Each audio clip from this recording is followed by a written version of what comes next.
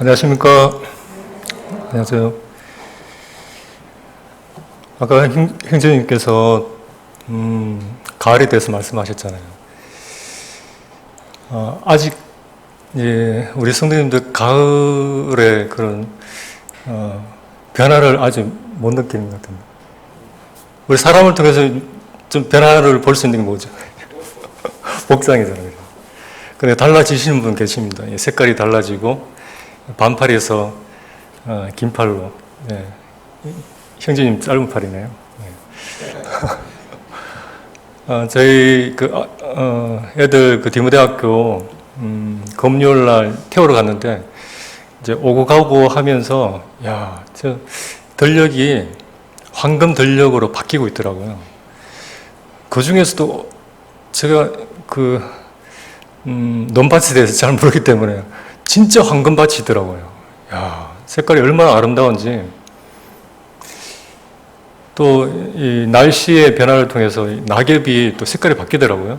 떨어지고 색깔도 바뀌고.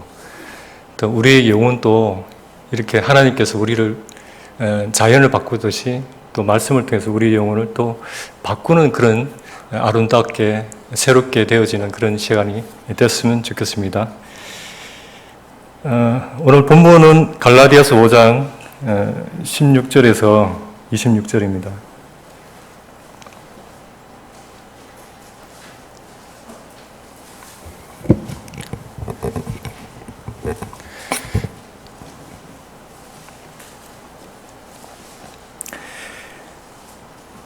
오 장 16절에서 26절까지 교도하겠습니다. 형제님 한 절, 그 다음 자매님 한 절. 또 인원이 많지 않기 때문에 좀 큰 목소리로 같이 읽었으면 좋겠습니다. 시작. 내가 이르노니 너희는 성령을 따라 행하라. 그리하면 육체의 욕심을 이루지 아니하리라.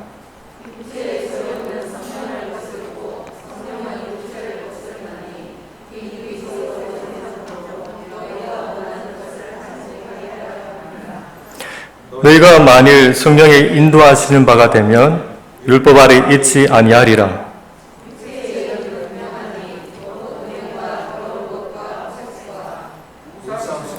주술과 원수 맺는 것과 분쟁과 시기와 분냄과 당짓는 것과 분열함과 이단과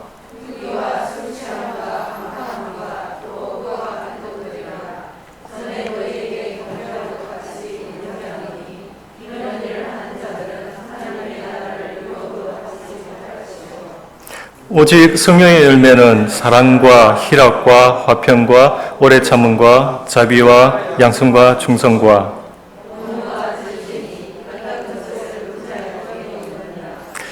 그리스도 예수의 사람들은 육체와 함께 그 정욕과 탐심을 십자가에 못 박았느니라.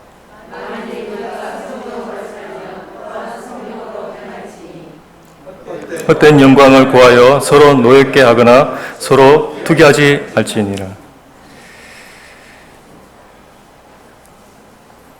성령의 소욕이 있고 또 육체의 소욕이 나오죠. 육체의 일이 있고 또 성령의 열매. 한 가지 질문 드리겠습니다. 우리가 예수님을 믿고 난 뒤에 이제 어려운 일들 중에 어떤 일이 가장 어려운 것 같습니까? 예수님 믿고 난 뒤에. 저는 이렇게 생각해 보면 사람들과의 관계가 참 어렵다고 여겨져요.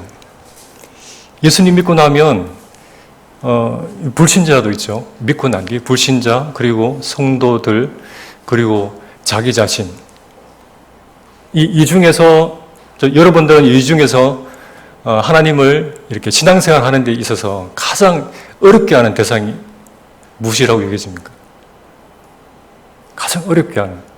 하나님을 신실하게 섬기는데 굉장히 방해하는 대상은 누굴까요?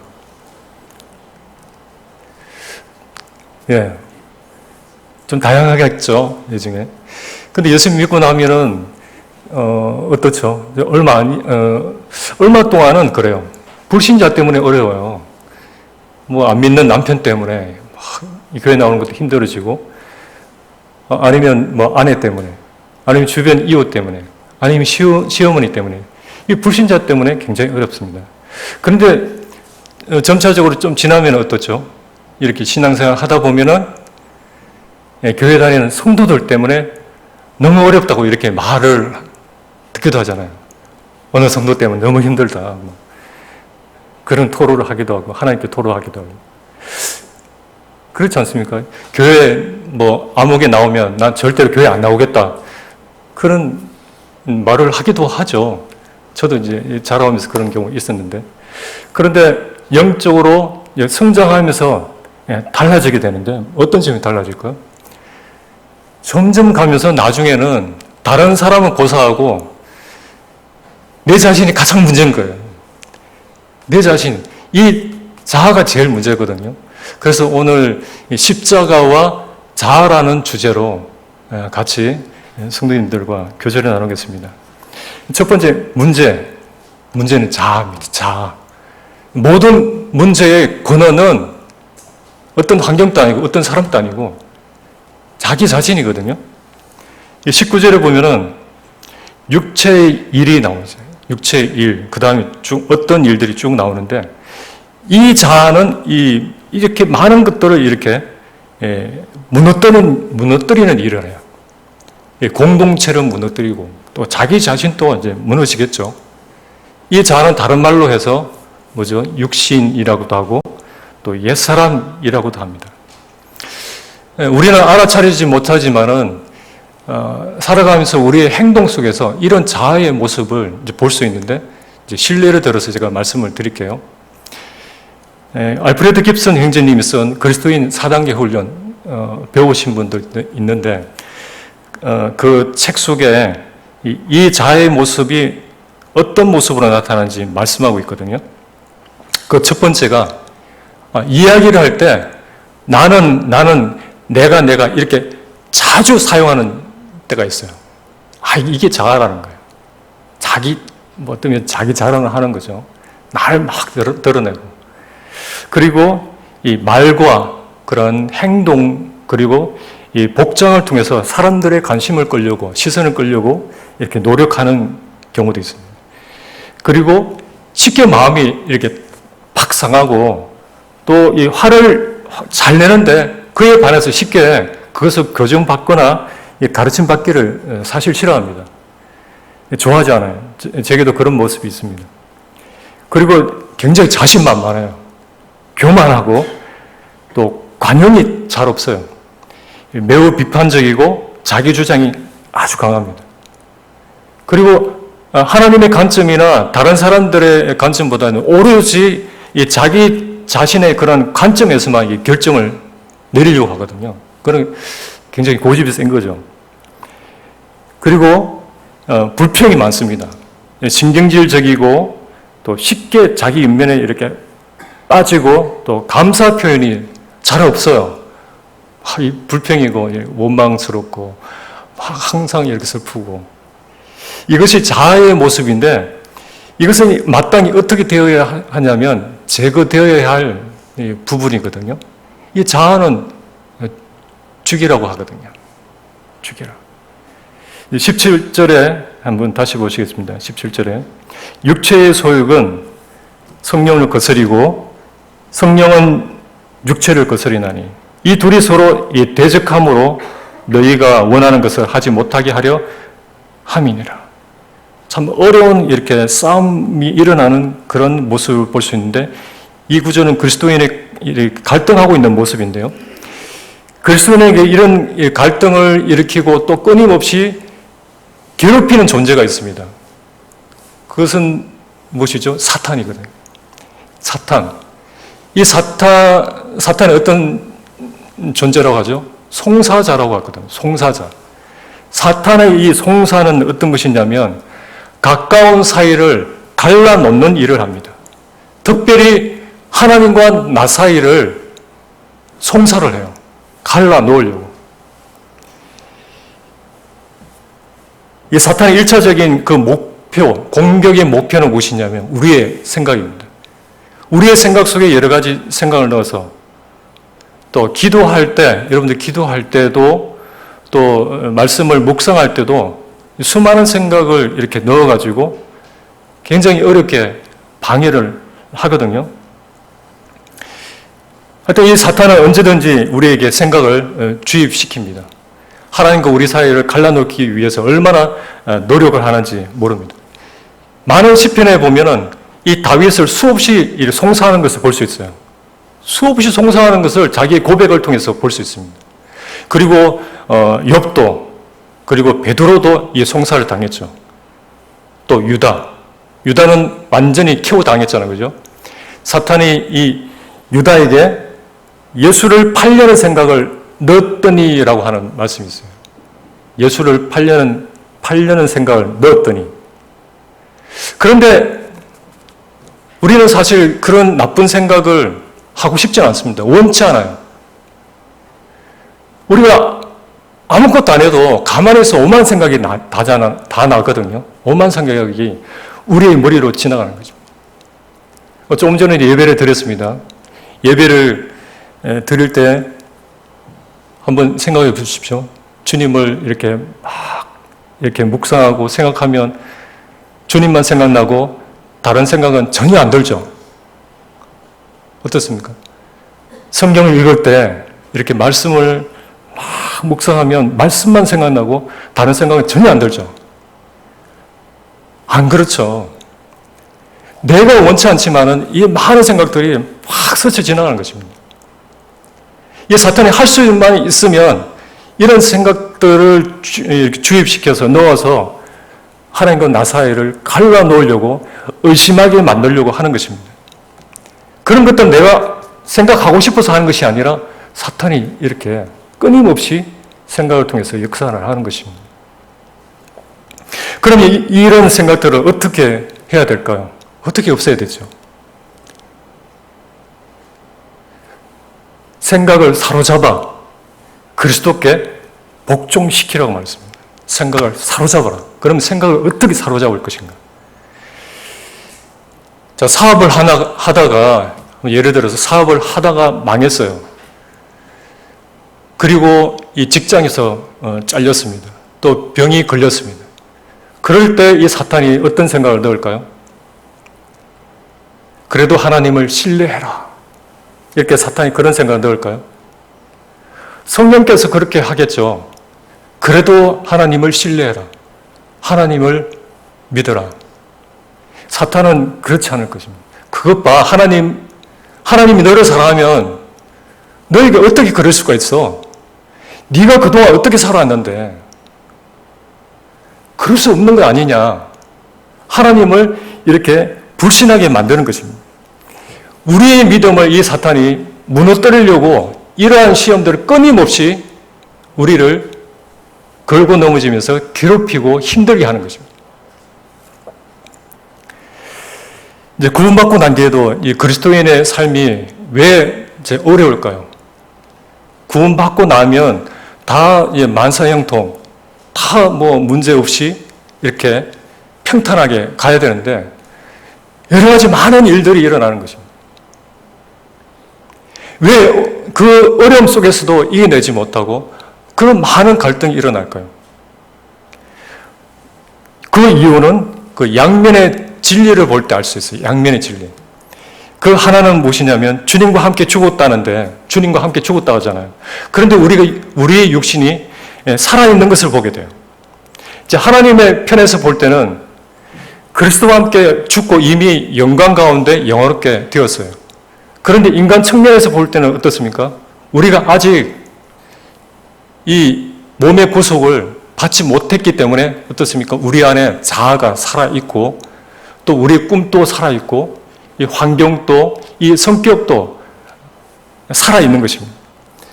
그러니까 그리스도와 함께 죽은 사람처럼 죽은 자처럼 이제 살려니까 이런 많은 갈등이 있고 어려움들이 있는 것입니다. 주님이 죽을 때 함께 죽고 함께 묻혀서 함께 부활해서 함께 올라갔다면 이런 고생을 안 하고 얼마나 좋을까요? 그랬으면 얼마나 행복하겠습니까? 저도 고등학교 2학년 때 구원받고 난 뒤에 처음에는 얼마나 좋았는지 몰라요. 그런데 점점 갈수록 빨리 천국 가고 싶더라고요. 왜냐하면 내 안에 말할 수 없는 그러한 죄로 인한 또 생각으로 인한 많은 어려움을 극복하는 데 있어서 이 성장의 과정이지만은 굉장히 힘들더라고요. 빨리 저를 데려가셨으면 좋겠다. 그런 갈등을 겪어보셨을 것 같은데요. 자, 그리스도인의 승리가 실제 삶 속에서 내 승리가 되려면 실제로 넘어야 할 그러한 산이 많습니다. 많은 방해들이 있어요. 앞에서 말씀드린 것처럼 자아가 있습니다, 내 안에. 그리고 꿈도 있어요. 살아있기 때문에. 꿈을 이루고 싶은. 그리고 환경, 피할 수 없는. 또 이 성격, 참 이 문제잖아요. 이것들이 우리를 방해하는 것입니다. 자, 한번 생각해 보시겠습니다. 다 이렇게 넓은 길로 다 가는데 나 혼자 이렇게 좁은 길로 가는 거 쉬운 일일까요? 어려운 일일까요? 쉽지 않습니다. 다 성도님들 다 저쪽으로 가는데 저 길로 가는데 나 혼자 이 길로 간다는 거 어려운 일이에요. 자아가 못 견뎌요. 내 신앙을 지킨다는 게 보통 일이 아니거든요. 모든 성도들이 이 벤츠를 타고 다니는데 나 혼자 마티즈를 타고 다니는 거 쉬울까요? 어려울까요? 쉽지 않습니다. 정상적인 사람이라면 나는 마티즈를 타고 다니던 너무 즐거워 이렇게 말한다면 정신병원 가야 되죠. 왜냐하면 내 육체가 그걸 좋아한다는 것은 정상이 아니거든요. 이 자아가 그렇습니다.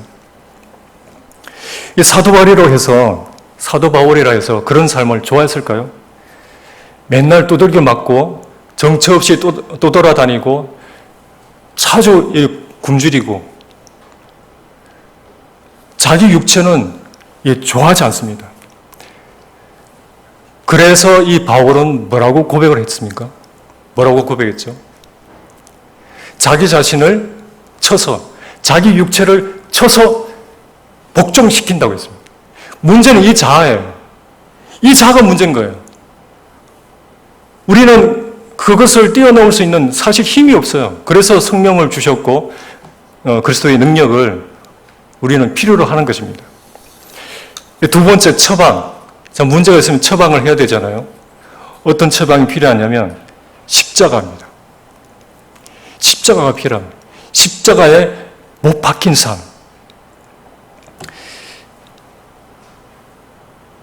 24절에 보면 그리스도 예수의 사람들은 육체와 함께 그 정욕과 탐심을 십자가에 못 박았느니라고 합니다. 어느 그 형제님이 헌차를 타고 다니는데 아주 오래 타지 못할 차를 타고 다니는데 한 형제님이 새 차 같은 진짜 좋은 차를 주셨어요. 그러면서 그 새 차는 니하고 그 헌차는 다른 사람 주라고 했어요. 그런데 그 형제님 마음이 굉장히 불편했습니다. 자기는 새 차하고 내가 타고 다니는 그 헌차는 다른 사람 준다? 나는 나쁜 차 타고 그 헌차 타고 다른 사람한테 좋은 차를 준다. 좋을까요? 좋지 않습니다. 힘들어요. 주고 난 뒤에는 좋죠. 근데 그 결정하기까지가 쉬운 일이 아닙니다. 이 자아에 많은 갈등이 있는 거예요. 그걸 주기까지. 이 자아는 결코 떠나지 않습니다. 사라지지 않아요. 우리 평생 딱 달라붙어서 우리 죽을 때까지 따라다니면서 우리를 괴롭히는 것입니다. 왜? 그 이유는 뭐라고 했죠? 처음에 하나님과 나 사이를 갈라놓으려고.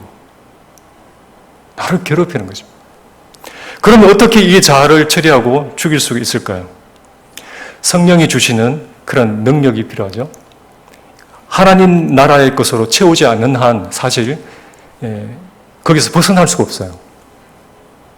계속 그 어려운 가운데서 시달리면서 사는 것입니다.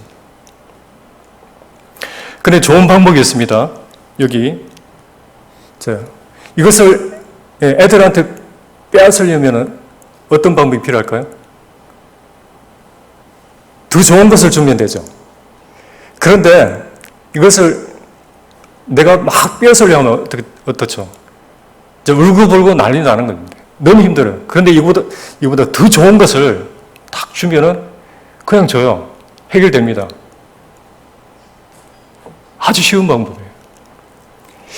그렇듯이 우리의 마음에 이 방법인데, 우리 마음에 주님의 것이라든지 영적인 것이라든지 하늘에 대한 것이라든지 더 좋은 것을 내 마음에 채우기 전에는 어떻게 그 자아를 포기할 수 있겠느냐는 것입니다.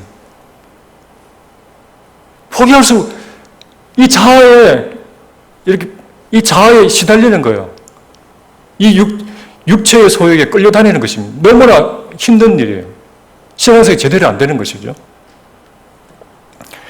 근데 이 사도 바울이 뭐라고 했죠? 고린도서 3장 2절에 위의 것을 생각하고 땅의 것을 생각하지 말아야겠습니다.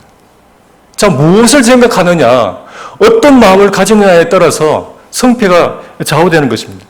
위의 것을 많이 묵상하면 우리의 마음이 많이 좋아지는 것을 경험하게 됩니다. 우리의 마음이 넓어지는 것을 경험하게 돼요.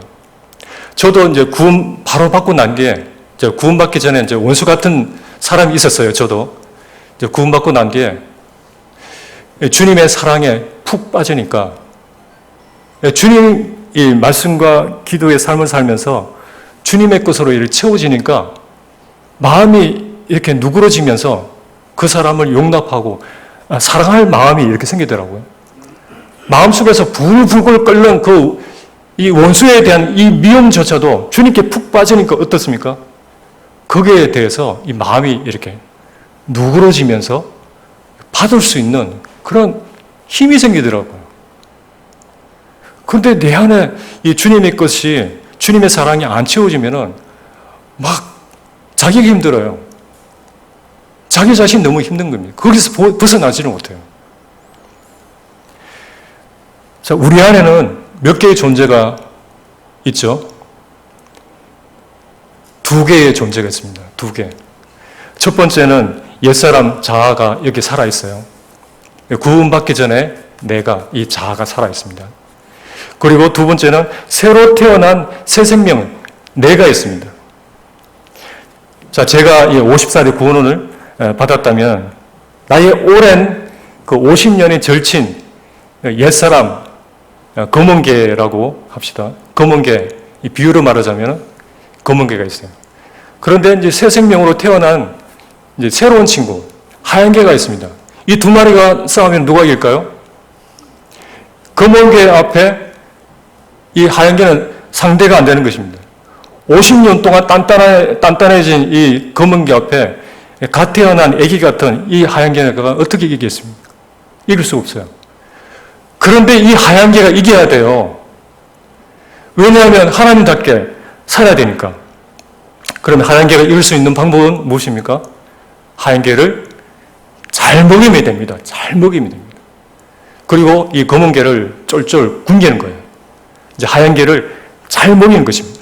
날마다 성경을 묵상하고 기도하고 또 믿는 성도와 교제하고 모임을 잘 참석하고 또 신앙 양서들을 읽고 이렇게 하얀 개를 잘 먹이면은 검은 개를 이길 수 있을까요? 없을까요?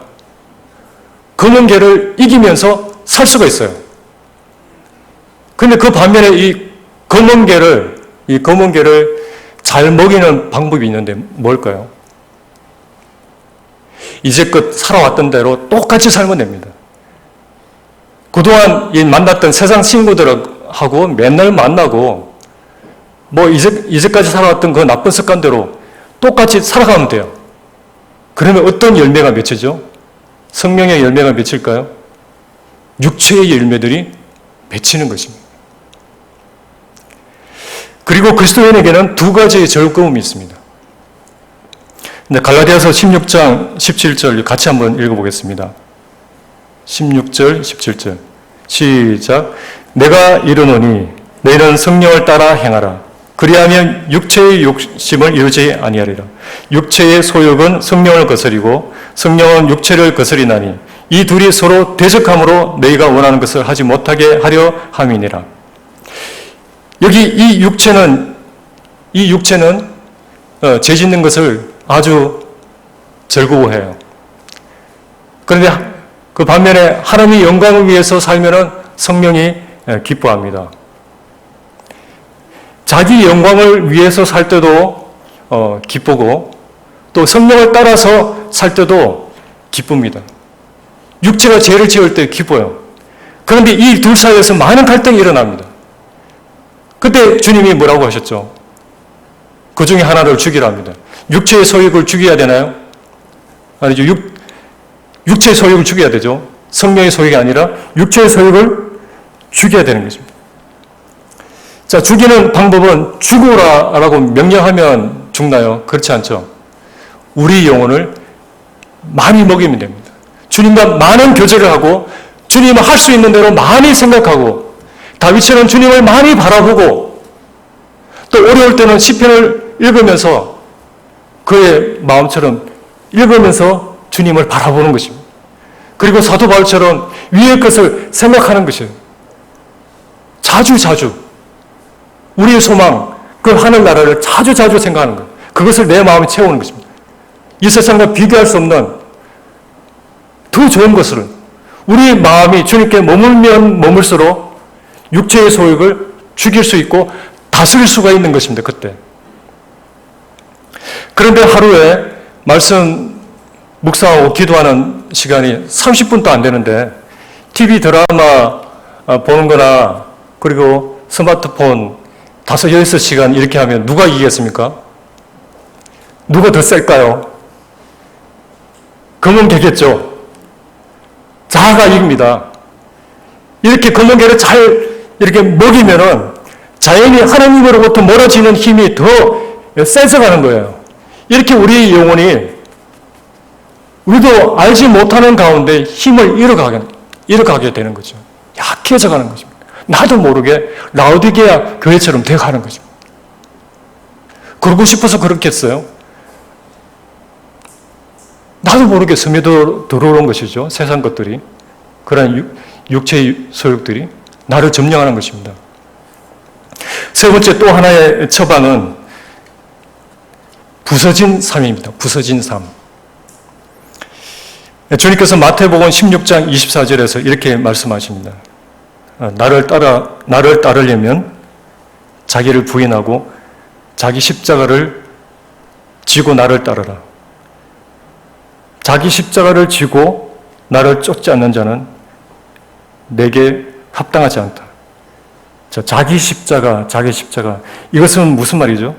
자기 십자가를 지고 나를 따르라. 자기 형틀을 지고 나를 따르라.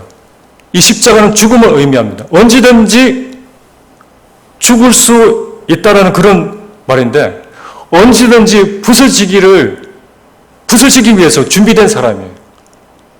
부서지기를, 깨어지기를 추구하는 사람. 자기는 죽고 그리스도께서 사시기를 원하는 그런 삶을 말합니다. 자기를 포기하는 삶. 주님이 드러나고 다른 사람이 드러나는 그런 삶. 이것을 구체적으로 윌리엄 맥도날드 형제님 책 중에서 깨어짐이라는 책이 있어요. 깨어짐. 다른 제목은 이렇습니다. 주여 나를 부수소서라고 하는 제목인데 이 책 속에서 부서진 삶은 이렇게 말합니다. 어떤 삶이냐면 하나님께 잘못했든지 또 자기가 잘못해서 그 사람에게 즉시로 가서 자기가 잘못했다는 것을 자백하는 것이 즉시 자백하는 것이 부서진 삶인데 사실 이것은 그렇죠. 자존심이 걸린 그런 문제예요. 누구한테 가서 내가 잘못했다라고 말하는 거 쉬운 일이 아니거든요. 그런데 누가 할 수 있을까요? 부서진 사람, 성숙한 사람, 성령의 다스림을 받는 사람이 그게 가능해요. 바로 할 수 있는 것입니다. 그리고 다른 사람에게 피해를 끼친 부분이 있으면 원상 회복시키는 것이 부서진 삶입니다. 그리고 다른 사람이 나에게 잘못했습니다. 나에게 정말 잘못했어요. 자, 그때 우리는 어떻게 하죠? 기꺼이 용서해 줍니까? 죽으면 죽었지. 그 사람이 내한테 와서 무릎 꿇고 비기 전에는, 말하기 전에는 내가 절대 용서하지 않겠다. 그런 각오를 하잖아요. 이것은 무엇이죠? 자기가 그만큼 죽지 않았다. 살아있다는 그런 모습을 보게 됩니다. 자아가 아주 강한 거예요. 그리고 우리는 이 부당한 처사에 대해서 보복함이 없어야 된다는 것이 부서진 삶입니다. 그리고 악을 손으로 갚는 것. 나에게 악하게 행했는데 그것을 손으로 갚는다는 것. 이거는 너무너무 힘든 일입니다. 이것을 해보셨습니까? 악을 손으로 갚아보셨습니까? 이 쉬운 일이 아닌데 이것을 했을 때 기쁘죠. 왜냐하면 주님 말씀에 순종했기 때문에. 주님께 순종했기 때문에. 주님도 악을 손으로 갚으셨는데 증거가 어떤 것인지 아십니까? 주님의 악을 손으로 갚은 증거, 바로 우리 자신입니다. 우리 자신. 악한 우리를 위해서 어떻게 하셨죠? 죽으셨습니다. 로마서 5장 8절에 보면 우리가 아직 하나님 앞에 죄인 되었을 때에 그리스도께서 우리를 위하여 죽으심으로 하나님께서 우리에 대한 자기 사랑을 확정하셨느니라. 우리는 죄진 것밖에 없는데, 악하게 행한 것밖에 없는데 하나님이 선으로, 사랑으로 우리에게 갚아주셨습니다. 그리고 다른 사람을 나보다 더 낮게 여기는 것이 부서진 삶입니다. 그 사람이 더 오라. 그 쉽지 않거든요. 그 사람이 더 훌륭해. 우리는 사람을 만날 때 어떻습니까? 사람을 만나면 그 사람이 학력과 그런 재산이나 여러 가지 이렇게 사람을 평가하면서 자기보다 좀 못하다 싶으면 내 밑에, 자기 밑에 두려고 하는 그런 본성이 있습니다. 그렇잖아요. 그런데 주님은 어떻게 하셨죠? 나는 너희 중에 섬기는 자로 있노라고 말씀하셨습니다. 제가 참 배우고 싶은 마음입니다. 너희 중에 나는 섬기는 자로 있노라. 그분이 만왕의 왕이신데 참 우리 같은 사람들을 위해서 섬기러 오셨고 지금 또 하나님 우편에서 쉬지 않고 우리를 섬기고 계시거든요. 다른 사람을 자기보다 나은 사람으로 여기는 것이 부서진 삶입니다. 그리고 하나님의 뜻을 저항하지 않고 그 뜻을 그대로 받아서 복종하는 것이 부서진 사람의 전구 중에 하나입니다. 이것들이 자아를 이기는 방법이고 이것들이 자아를 이기는 사람들의 모습입니다. 이제 아름다운 모습이죠. 자, 마무리하겠습니다. 신앙의 성숙은 무엇일까요? 신앙의 성숙. 결국은 자기를 죽이고 자기를 낮추고 그리스도를 높이는 것. 다시 바꿔서 말하자면 신앙의 성숙은 나를 낮춰버리고 다른 사람을 높이는 것입니다. 나는 깨지고 부서지고 깨질수록 나는 그때 비로소 나는 죽게 되고 그리스도가 드러나게 되고 주님을 닮게 되는 것이죠. 자, 사사기에 항아리가 깨어지는 일이 있었잖아요. 기드온. 항아리가 깨지니까 그 속에 무엇이 나타났죠? 그 속에 횃불이 바깥으로 빛을 발했습니다. 그때 그리스도가, 빛 대신 그리스도가 나타나게 되고 하나님의 뜻이 이루어지는 것입니다. 또한 여인이 그 값비싼 옥합을 깨뜨릴 때 무엇이 되었죠? 그 값비싼, 우리 가장 소중히 여기는 그것을 우리는 아끼는데 그것을 깨뜨릴 때 진정한 예배가 되었습니다. 시편 51편 한번 찾아보고 51편 16절 17절입니다.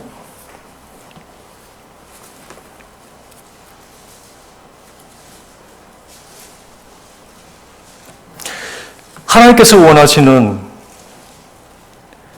예배, 하나님께서 정말 원하시는 것이 무엇인가? 16절, 17절입니다. 주께서는 제사를 기뻐하지 아니하시나니 그렇지 아니하면 내가 드렸을 것이라. 주는 번제를 기뻐하지 아니하시나니 하나님께서 구하시는 제사는 상한 심령이라. 하나님이여 상하고 통회하는 마음을 주께서 멸시하지 아니하시리이다. 자, 이것이 이 예배야말로 깨진 심령에서 나오는 정말 하나님께서 요구하시는 진정한 예배가 되는 것입니다. 깨어짐에서 나오는 예배. 주님 그분 자신도 스스로 우리를 위해서 깨어지고 부서짐으로 우리를 어떻게 하셨죠? 우리를 다 구원해 주셨습니다. 우리를 구원해 주셨습니다. 우리를 그분의 죽으심으로 우리를 자녀되게 하셨는데 이것이 깨어짐의 부서짐의 비밀입니다. 결론적으로 문제는 우리 안에 있는 이 육체의 소욕은 우리를 그냥 가만히 두지 않는다는 거죠. 우리를 용납하지 않아요. 이 육체의 소욕은 이 육체의 소욕이 안 일어나는 사람이 세상에 단 한 사람도 없어요. 그런데 이 바울이 말했는 것처럼 그리스도께 복종시켜야 되는데 그것을 어떻게 해야 된다고요? 우리 마음에 우리 주님으로 채워지고 영적인 것들로 채워서 또 하나님 나라를 생각하면서 그리스도께 복종시킴으로 이 십자가의 승리를 실제 삶 속에서 경험하는 좀 우리들이 되었으면 좋겠습니다. 기도하고 마치겠습니다. 주님, 우리에게 놀라운 새 생명을 우리에게 주셔서 감사합니다. 그러나 우리 안에 아직도 이 자아론에서 많은 갈등이 있습니다. 참 우리 스스로 이길 힘은 사실 없습니다. 이것을 이기기 위해서는 참 주님이 필요합니다. 우리 안에 주님 것으로 채워주시고 또한 주님처럼 참 깨어짐을 배워서 그 깨어짐을 통해서 십자가에서 승리하신 주님이 나타나기를 원하고 내 영광이 아닌 하나님의 영광을 드러내는 참 저희가 될 수 있도록 도우시기를 원하며 예수님 이름으로 기도드립니다. 아멘.